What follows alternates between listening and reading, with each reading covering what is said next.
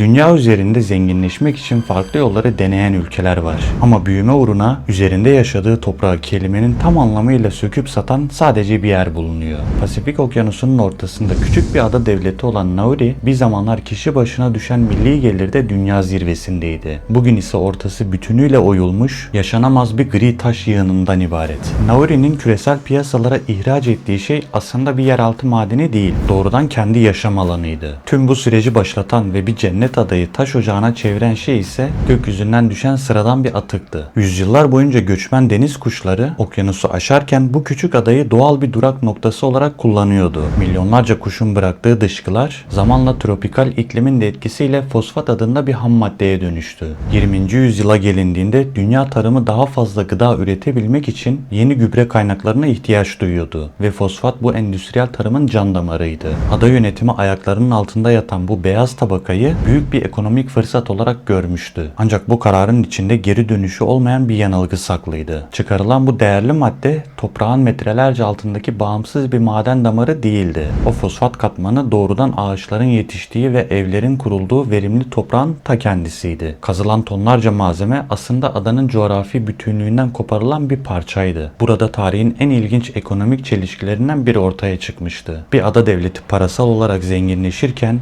kendi fiziki bedenini parça parça yok ediyordu. Nauru'nun sökülüp satılan toprakları dünyanın diğer ucundaki tarlaları yeşertti ve bir adanın ölümü başka ülkelerin tarım arazilerine can verdi. 20. yüzyılın ilk yarısında Nauru kendi topraklarının idaresine ve kaynaklarının kontrolüne sahip değildi. Ada önce Alman İmparatorluğu, 1. Dünya Savaşı'nın ardından İngiltere, Avustralya ve Yeni Zelanda ortaklığındaki sömürge yönetimleri tarafından kontrol edildi. Bu dış güçler kurdukları madencilik konsorsiyumlarıyla adanın fosfatını çok düşük maliyetlerle söküp kendi ülkelerindeki tarım sanayisini büyütmek için taşıdılar. Nauru halkı adanın iç kısımlarının yavaş yavaş delik deşik edildiğini ve yeşil bitki örtüsünün yerini sivri, gri kayalıkların aldığını görüyordu. Ancak bu büyük coğrafi tahribatın karşılığında yerel halka ödenen küçük telif ücretleri elde edilen muazzam küresel gelirin yanında önemsiz bir paydan ibaretti. Özetle finansal zenginlik ve endüstriyel kazanç dışarı akarken ekolojik yıkım tamamen adada kalıyordu. Bu durum ada toplumunda çok güçlü bir adaletsizlik duygusu ve elinden alınan zenginliği geri alma arzusu doğurmuştu. 1968 yılında bağımsızlığını kazanan Nauru'nun ilk ve en büyük hamlesi maden ocaklarını derhal millileştirmek oldu.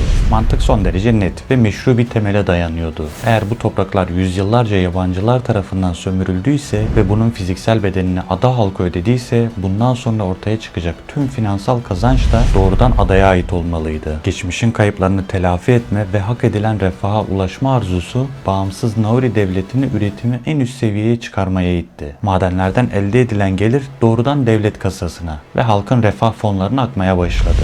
Nauru kısa sürede lüks tüketimin, yüksek maaşların ve sıfır verginin hüküm sürdüğü bir finans cennetine dönüştü. Ancak bu hızlı yükselişin tam ortasında devlet aklının gözden kaçırdığı ölümcül bir yanılgı büyüyordu. Bağımsızlığın ardından Nauru devletinin iş makineleri ve kamyonları adanın iç kısımlarındaki geniş platoda 24 saat aralıksız çalışmaya başladı. Yüzeydeki bitki örtüsü ve organik katman sıyrıldıkça altından çıkan saf fosfat limanda bekleyen dev gemilere yüklenerek dünya pazarlarına gönderiliyordu. Ancak bu yoğun üretim süreci arkasında yeniden kullanılabilir bir alan bırakmıyordu. İş makinelerinin platodan çekildiği her alanda üzerinde bitki yetişmesi ya da ev yapılması imkansız olan adeta devasa iğneleri andıran keskin kireç taşı ve mercan sütunları açığa çıkarıyordu. Bu coğrafi değişim toplam yüz ölçümü yalnızca 21 kilometre kare olan bu mikroskobik adada yaşam alanlarını hızla daralttı. Ülkenin merkezi tamamen girilemez bir enkaz yığını haline gelirken yerel nüfus okyanus ile bu gri taş sütunları arasında kalan adanın etrafındaki son derece dar bir kıyı şeridine doğru sıkışmak zorunda kaldı. Evler, yollar, kamu binaları bu ince çizgide üst üste yığılırken madencilik faaliyetleri adanın iç kısımlarını kemirmeye devam ediyordu.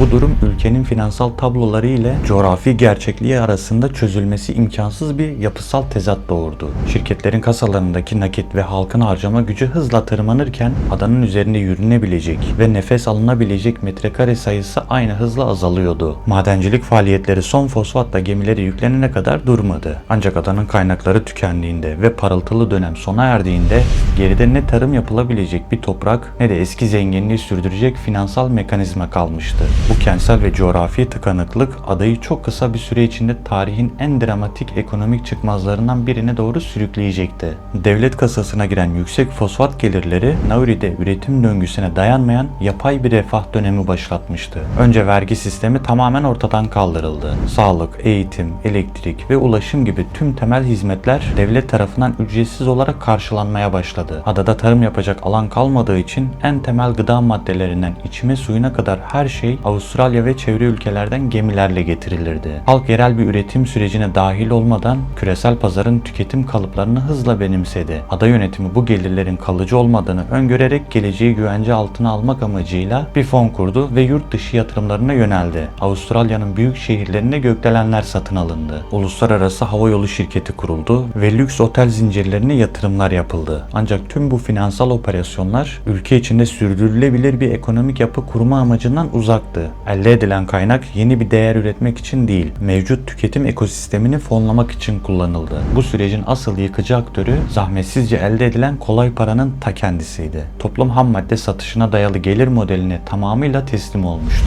Yüzyıllar boyunca adada varlığını sürdüren geleneksel balıkçılık, yerel tarım pratikleri ve zorlu ada koşullarında hayatta kalma becerileri sadece birkaç nesil içinde tamamen ortadan kalktı. Nauri kendi kendine yetebilen bir yerel topluluktan tamamen dış dünyaya ve devlet dağıtımına bağımlı bir nüfusa dönüşmüştü. Kolay para önce konfor verir, sonra refleksleri öldürür. Nauri artık paranın sağladığı rahatlığa alışırken kaynaklar tükendiğinde ne yapacağını planlayacak toplumsal ve ekonomik yeteneğini kaybetmişti. 90'lı yılların sonuna doğru fosfat rezervleri tamamen bittiğinde ve yurt dışındaki hatalı gayrimenkul yatırımlarıyla yolsuzluklar nedeniyle devlet fonları iflas ettiğinde acı gerçek ortaya çıkmıştı. Ülkenin elinde ne geri dönebileceği verimli bir toprak parçası ne de çalıştırabileceği bir üretim mekanizması kalmıştı. Nauri devleti çöken ekonomiyi ayakta tutabilmek için tamamen karanlık ve alternatif finansal yöntemlere sığındı. 90'lı yıllarda ada uluslararası denetimden uzak bir offshore bankacılık ve kara para merkezine dönüştürüldü. Dünyanın büyük suç örgütlerinin milyarlarca doları bu mikroskopik ada üzerinden sisteme sokuldu. Ancak küresel baskılar neticesinde bu sistem de kısa sürede kapatılmak zorunda kalındı. Nauri egemenliğini paraya çevirmenin son yolu olarak Avustralya ile bir anlaşma imzaladı. Avustralya'ya yasa dışı yollarla girmeye çalışan mültecilerin tutulduğu tartışmalı gözaltı merkezlerinin ev sahipliği yapmayı kabul etti. Ada artık ham madde ihraç eden bir yer değil, başka bir ülkenin sınır dışı politikasını fonlayan bağımlı bir karakol haline gelmişti. Bu süreç sadece ekonomik ve siyasi bir çöküşle sınırlı kalmadı. Toplumsal yapıda ağır bir biyolojik hasar bıraktı. Adanın iç kısımları işlevsizleştiği için geleneksel tarım ve balıkçılık tamamen bitmişti. Onlarca yıl boyunca süren tamamen ithal, işlenmiş ve yüksek kalorili konserve gıda tüketimi ada halkını dünyada obezite ve tip 2 diyabet oranlarının en yüksek olduğu toplum haline getirdi. Nauri kendi doğasını yok ederken kendi fiziksel sağlığını da aynı sisteme kurban etmişti. Nauri'nin hikayesi coğrafyanın ekonomiyle girdiği savaşı her zaman coğrafyanın kazanacağını gösteren en somut örnektir. Doğa kendisine yapılan cerrahi müdahaleyi nakit paraya çeviren bir toplumu kaynaklar tükendiğinde yapayalnız ve alternatifsiz bırakır. Yeryüzündeki kalıcı yapılar ve üretim sistemleri inşa edebildiği sürece gerçektir. Üzerinde durulan toprağın kendisini tüketerek elde edilen para sadece o toprağın yok oluş hızını finanse eder.